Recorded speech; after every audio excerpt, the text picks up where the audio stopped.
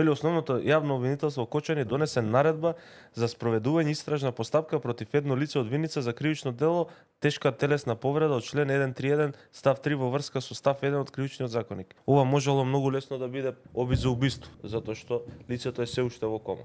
Осомничениот 37 годишник на 2 октомври на паркинг простор пред ресторан во Виница се умисла тешко телесно повредил едно лице и му го довел во опасност животот. Вели, откако започнала вербална расправија со оштетениот во ресторанот, осомничениот пред објектот најпрво го фатил оштетениот за јакната, му задал повеќе удари со тупаница во стомакот. Потоа продолжиле да се туркаат и да се удираат со камења. Присутните лица се обиделе да ги раздвојат, но во еден момент осомничениот со камен го удрил оштетениот во задниот дел од главата и тој од ударот паднал во безсознание, со што му била нанесена тешка телесна повреда с кршеница на черепот на главата, поради која оштетениот се наоѓа во кома и е неконтактибилен, а животот му е доведен во опасност. Ја не можам да сватам како е можно да тврди обвинителството дека продолжиле да се туркаат и да се удираат со камења, ако овој одзади бил практично удрен со камен по глава. Значи они сакаат да импутираат дека имало физички контакт помеѓу двете лица, па случајно овој го неверојатна оваа цела ситуација.